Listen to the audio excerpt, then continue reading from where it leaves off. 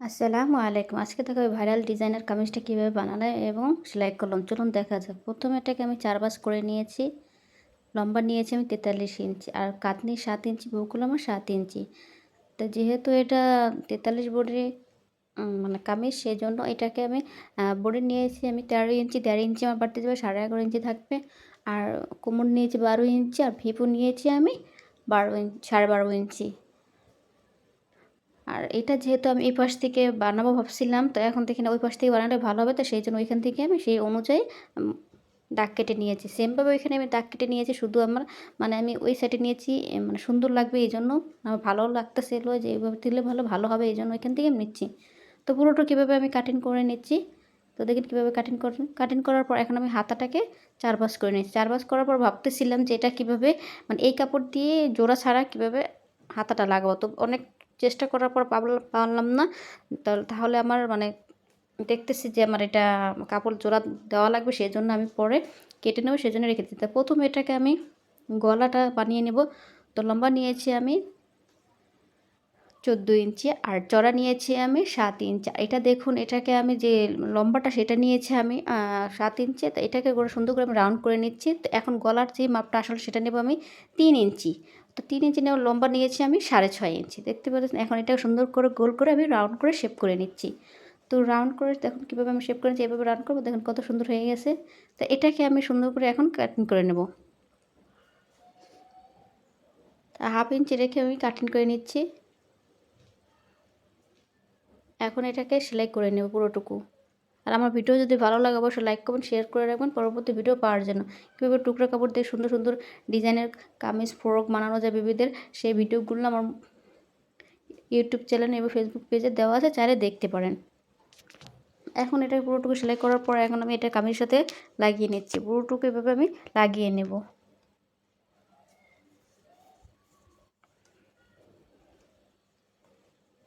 তো দেখুন পুরোটুকু লাগানো হয়ে গেছে। এখন এখানে আমি 1/2 ইঞ্চি কাপড় রেখে কেটে নেব। কেটে নেওয়ার পরে এখানে আমি কোনা কোনা করে আরেকটু কেটে নিচ্ছি। এই কোনা কাটার কারণটা হচ্ছে সুন্দর করে বসবে। তো এই কাপড়টা আমি উল্টে সাইডে বসেছি, এখন উল্টিয়ে আমি সোজা সাইডে নিয়ে একটি চাপ সেলাই দিয়ে দেব।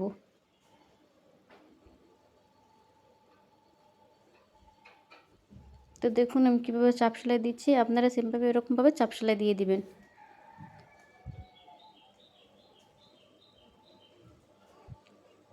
তো চাপ সেলাই দেওয়ার পরে এখন এখানে আমি লেস বসিয়ে দেব। তো দেখুন কীভাবে লেস বসাবো, এটার উপর রেখে মানে লেসটার উপরে আমি সেলাই দেব।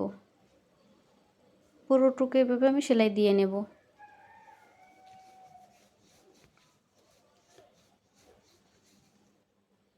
আপনারা চেষ্টা করবেন, বা যারা নতুন আছে তারা আস্তে আস্তে করার চেষ্টা করবেন, নাহলে কিন্তু মানে হয়তো বা দেখা যাচ্ছে মানে ভুল হবে। এই জন্য আপনাদের বলতেছি যে যারা মানে নতুন আর যারা পারেন তাদের জন্য খুব ইজি, আর যারা নতুন তাদের জন্য একটু কষ্ট হবে, কিন্তু কয়েকবার চেষ্টা করলে ইনশাল্লাহ পেরে যাবেন।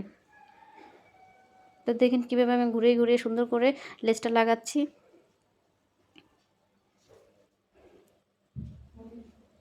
এইভাবে আপনারা পুরোটুকু লেসটা লাগিয়ে নেবেন।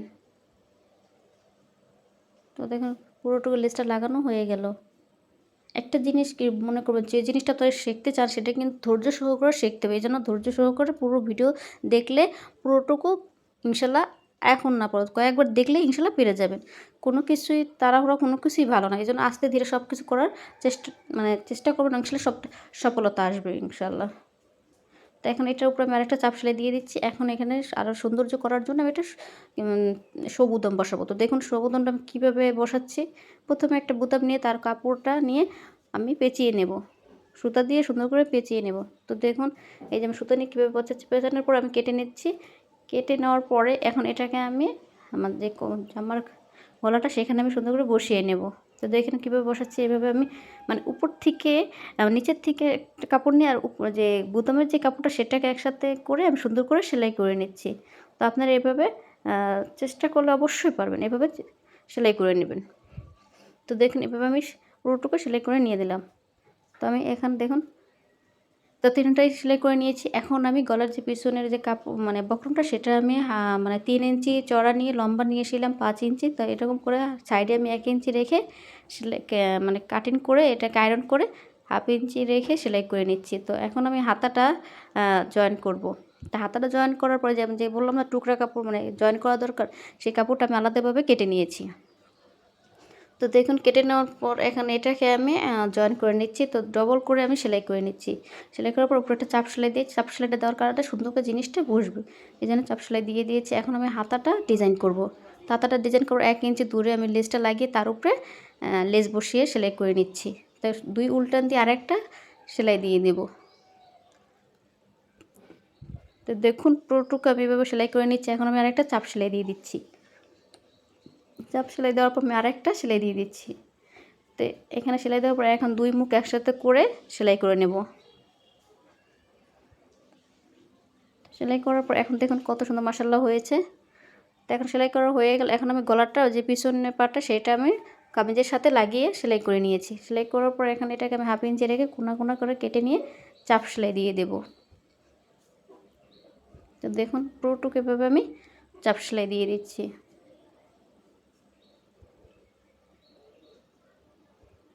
তো চাপ সেলাই দেওয়ার পর এখন আমি আরেকটা সেলাই দিয়ে দেবো। যেহেতু এখানে আমি হাতের কাজ করে অনেকে, তো আমি খুব মানে আমার হাতের কাজ ভালো লাগে না, আমি এই জন্য মেশিনে সেলাই দিয়ে দিচ্ছি। তো এখন এটা পুরোটুকু আমি কাজ জয়েন করে নেব। তো অনেকেই বলেন কাজ জয়েন করা হয় না, যেহেতু যদি আমি এখানে যদি হাতের কাজ করতাম তাহলে অন্যভাবে আমি হাতটা কাজ জয়েন করতাম। যেহেতু এখানে আমার হাতের কাজ নেই, সেই জন্য আমি এভাবে জয়েন করে নিচ্ছি। তো পুরোটুকু আমার কাঁধের জয়েন করা হয়ে গেলে এখন আমি সাইডের যে ফাড়াটা মানে সাইডের যে সেলাইটা সেটা আমি সেলাই করে নিয়ে নিচ্ছি। আর এখানে কিন্তু আপনারা ব্যাক স্টিচ দিবেন সবসময়। যেখানে আপনারা এখানে কিন্তু আমি চিহ্ন দিয়েছি, কখনো বলছি কিন্তু চিহ্ন দেন, চিহ্ন এখানে এসে ব্যাক স্টিচ দিবেন। তো আমি এখানে সেলাই করে নিচ্ছি সাইডে। এখন আমার সাইডের যে ফাড়াটা সেটা আমি সেলাই করে নেব।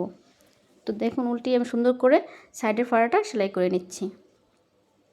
আর এই সাইডের ফাড়া নিয়ে অনেক সমস্যা থাকে, সেই সমাধানের ভিডিওটা আমার মোবাইলে আমার ফেসবুকে দেওয়া আছে, চাইলে দেখতে পারেন। তো এভাবে আমি পুরোটুকু সাইড সেলাই করে নেব। তো সাইড সেলাই করা হয়ে গেলে এখন আমি নিচে যে বর্ডারটা সেটা আমি সেলাই করে নেব। এখানে হয়তো একটু অন্ধকার লাগে, যেহেতু মানে হয়তো আমি মেঘের দিন করছি, এই জন্য মানে জানলা আটকানো ছিল, এই জন্য এরকম অন্ধকার লাগতেছে। তো এখন এটাকে আমি আরেকটা চাপ সেলাই দিয়ে দেবো। চাপ সেলাই দেওয়ার পর দেখুন হয়ে গেল। ডিজাইনার কামিজ কেমন হয়েছে অবশ্যই কমেন্টে জানাবেন।